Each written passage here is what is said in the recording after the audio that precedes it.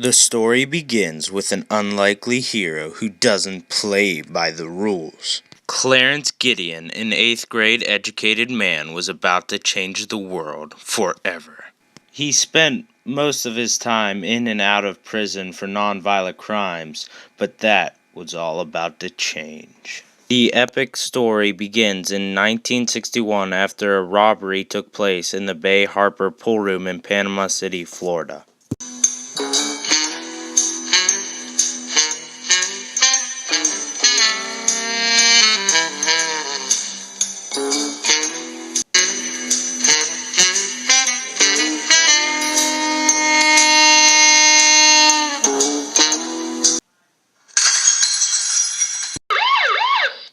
There he is! Get him!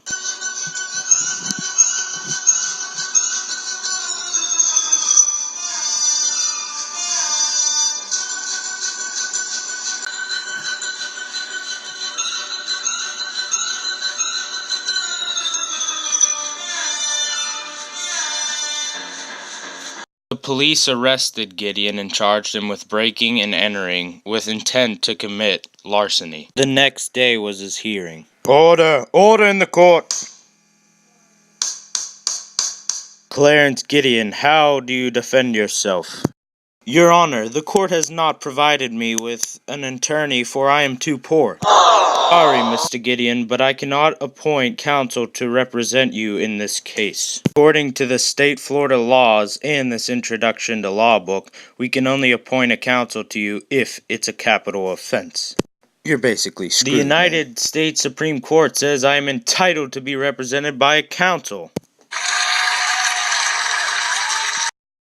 Although that is true, you're still not getting a lawyer. Gideon had no other choice but to defend himself.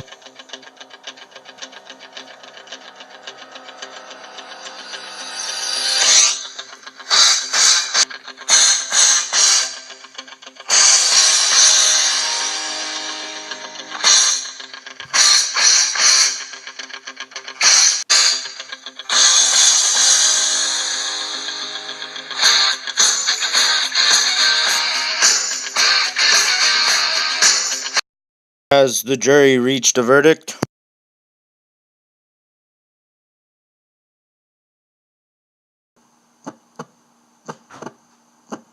Guilty! Gideon, you are guilty of the crimes of breaking and entering and with the intent to commit larceny. You will spend 5 years in the state prison. Take him away, boys. Gideon was sentenced to 5 years in the Florida State Prison.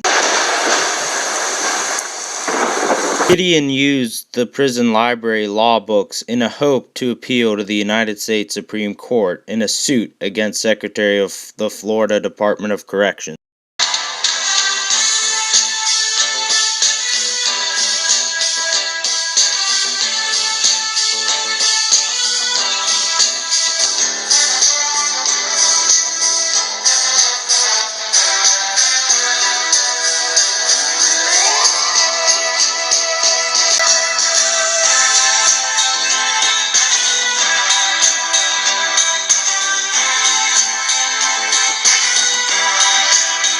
Gideon wrote to the Supreme Court stating that he was denied counsel and his 6th and 14th Amendment rights were violated. He originally wanted to sue H.G. Cochran, who was the Florida Department of Corrections at the time, but retired, so he had to sue Louis L. Wainwright. Meanwhile, back at the Supreme Court,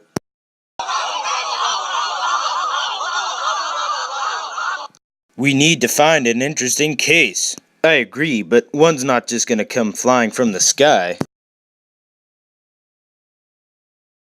How interesting. How about this one? I'll take that as a yes. The Supreme Court appealed the case, hence the battle between Gideon versus Wainwright. Gideon versus Wainwright! Time, Gideon was represented by Abe Fortas, a future Supreme Court justice.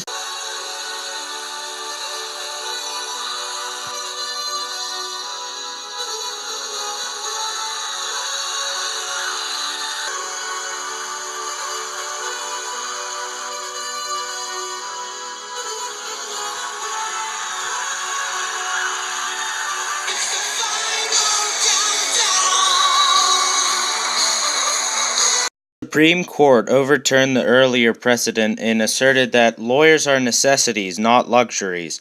The ruling clause in this case incorporated the right to counsel clause to the states via the 14th Amendment due process clause.